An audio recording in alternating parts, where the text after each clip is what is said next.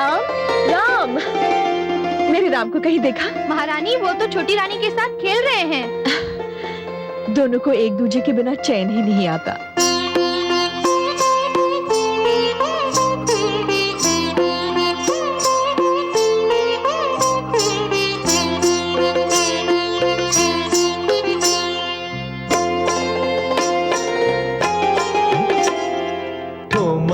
चलत रामचंद्र, ठुमक चलत रामचंद्र, बाजत पैजनिया, ठुमक चलत रामचंद्र, बाजत पैजनिया, ठुमक चलत रामचंद्र।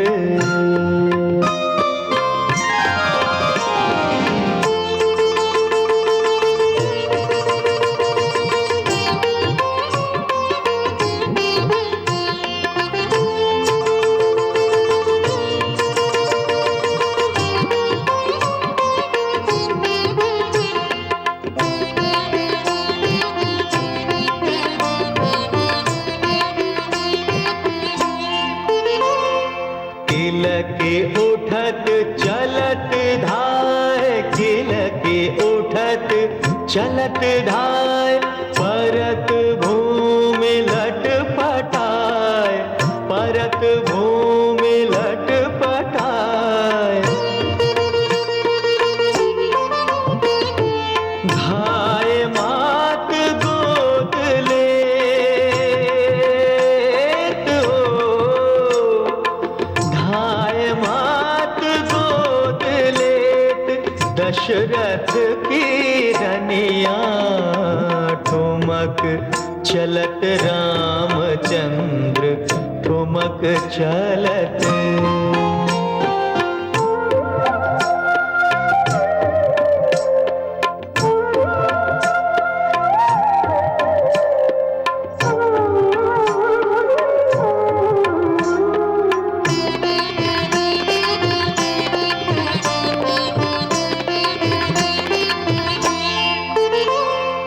तुलसीदास अति आनंद, तुलसीदास अति आनंद, निरखी के मुखार विंद, निरखी के मुखार विंद, रघुवर की छवि अपार हो, रघुवर की छवि अपार, रघुवर मुख बनिया, ठुमक चलत रामचंद्र, ठुमक चलत रामचंद्र, बाजत पैजनिया, ठुमक चलत रामचंद्र, बाजत पैजनिया, ठुमक चलत रामचंद्र।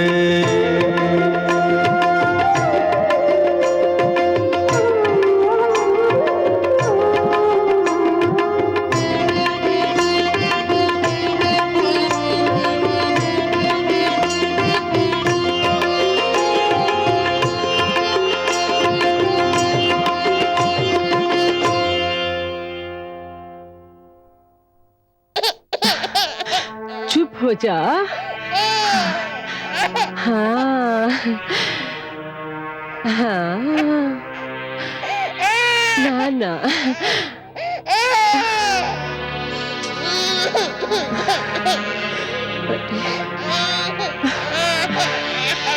अरे लाओ धाई माँ, इसे मुझे दे दो। अब ध्यान आया। मैं तो समझी थी कि महारानी कौशल्या के पुत्र के ध्यान में तुम ये भी भूल चुकी हो कि तुम्हारा भी कोई पुत्र है।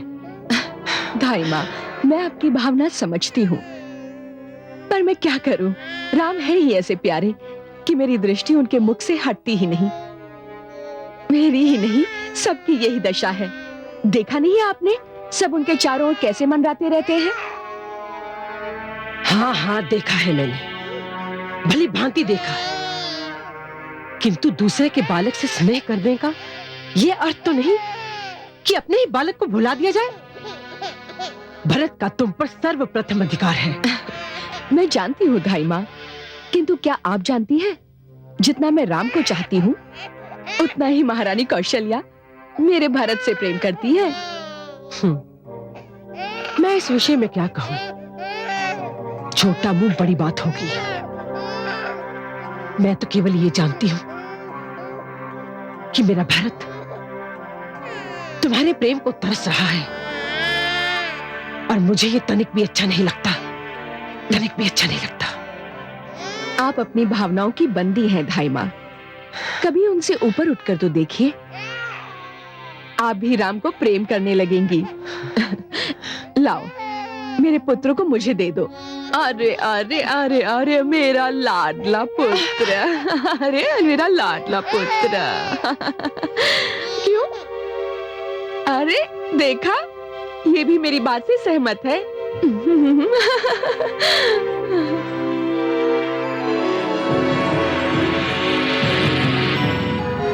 मुझे कुछ न कुछ अवश्य करना पड़ेगा, अवश्य करना पड़ेगा।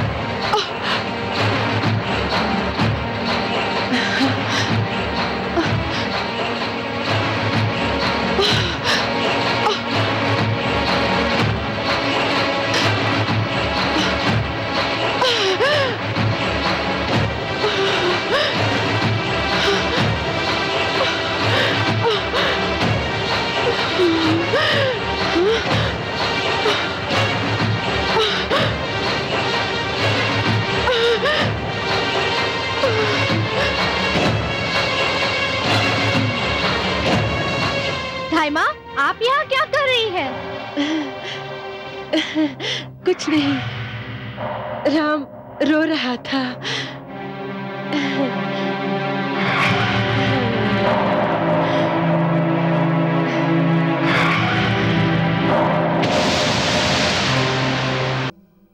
जगत नियंता की बाल लीला प्रारंभ हो चुकी थी। श्री राम चंद्रमा की भांति बढ़ रहे थे।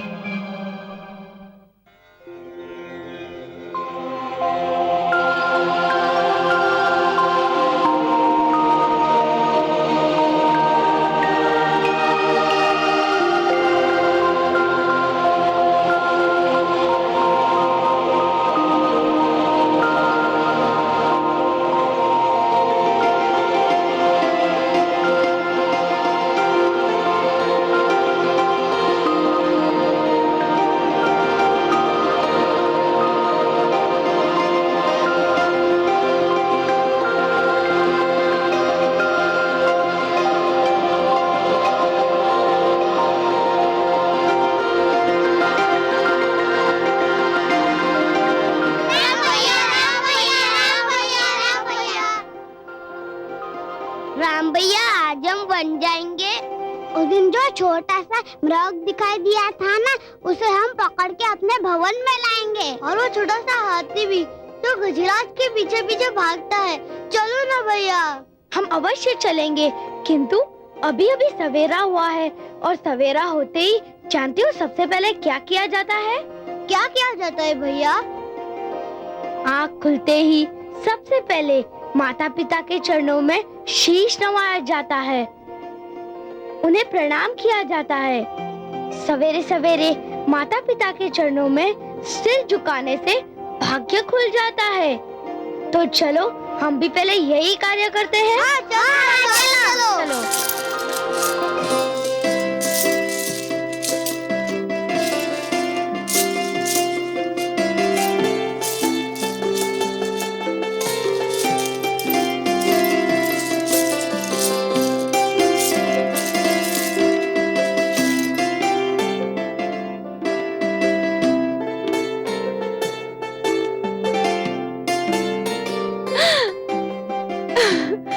मेरे लाल, ये सब कुछ तुमको किसने सिखाया? राम भैया ने। राम भैया ने? हाँ, कहते हैं माता पिता के चरण छूने से भाग्य खुल जाता है।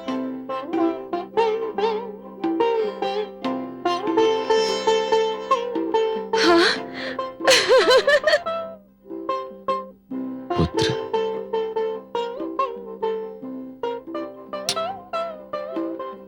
धन्य हो पुत्र।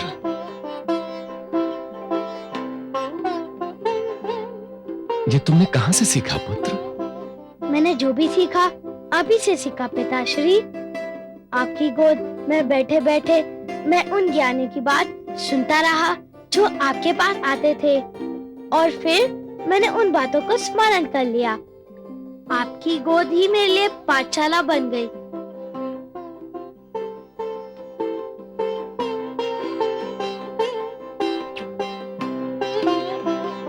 यशस्वी भव पुत्र, यशस्वी भव। प्रणाम महाराज, ऋषि वशिष्ठ आपसे मिलने आए हैं। लो, ज्ञान और शिक्षा की बात हो रही थी और गुरुदेव भी आ गए। मैं अभी उनसे मिलकर आता हूं।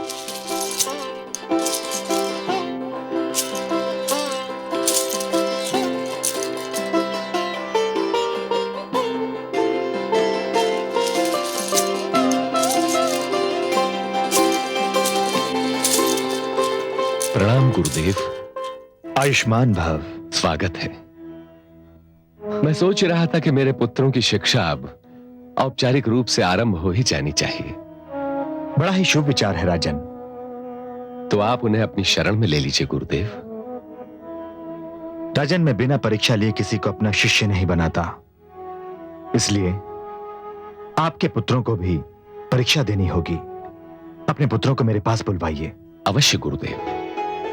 दासी, आज्ञा महाराज। महारानी कौशल्या से कहो कि वो हमारे पुत्रों को लेकर यहां आ जाए। जो आज्ञा महाराज। गुरुदेव, आसन ग्रहण कीजिए।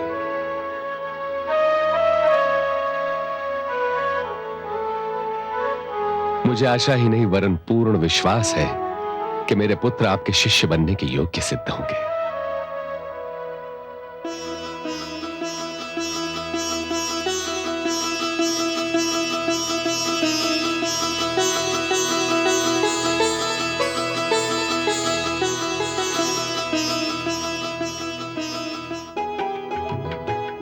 प्रणाम गुरुदेव। यशस्वी भव। अच्छा ये बताओ वत्स कि प्रणाम करने का क्या फल मिलता है? छोटी माँ कहती है कि गुरुदेव को प्रणाम करने से ज्ञान मिलता है। सुंदर, अति सुंदर। और आपको क्या बताया गया राजकुमार भरत? आयुष्मान भव। मुझे बड़ी माँ ने बताया है कि छोटों को वही करना चाहिए जो बड़े करते हैं। सुंदर, बहुत सुंदर। आओ लक्ष्मण। आयुष्मान भव। और बड़ों को वो कदापि ना करना चाहिए जो वे नहीं चाहते कि छोटे करें। अति सुंदर। और आप क्यों शांत है राजकुमार शत्रुघ्न? आयुष्मान भव। पिता और गुरु एक समान है। दोनों का आदर करने से भगवान प्रसन्न हो जाते हैं। सुंदर, अति सुंदर। राजन, मैं आपके चारों पुत्रों को शिष्यों के रूप में स्वीकार करता हूं। धन्यवाद गुरुदेव। तो फिर आरंभ कर दीजिए इनकी शिक्षा। परंतु इसके लिए इन्हें महल छोड़कर मेरे आश्रम में आना होगा।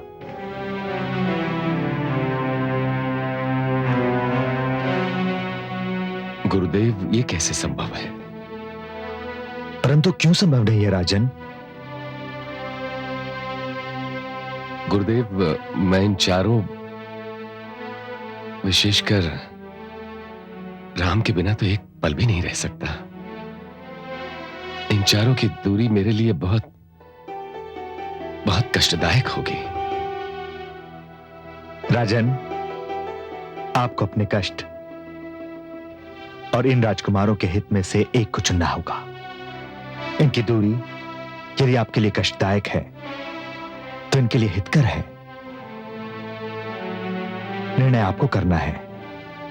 हां, जैसा कि आपको ज्ञात है, मेरा आश्रम यही निकट सरयू के तट पर स्थित है। आपका जब मन करे आ जाएं, आपका स्वागत है।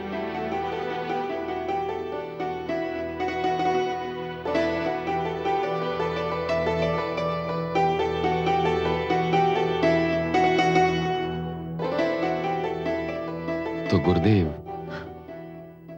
कब भेजूं इन्हें आपके आश्रम? शुभस्य शीघ्रम। हम तैयार हैं। क्यों अनुज? हाँ। आओ, चलो।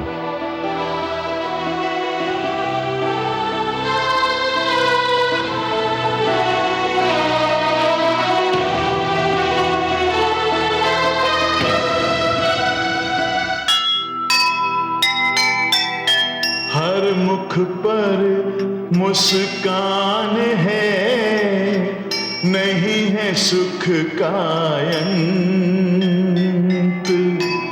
दशरथ के घर छाई है, जैसे आज बसंत।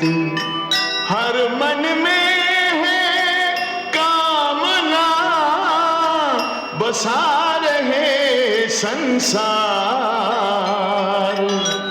पुत्र मिले तो जल उठे, घर में दीपक चार।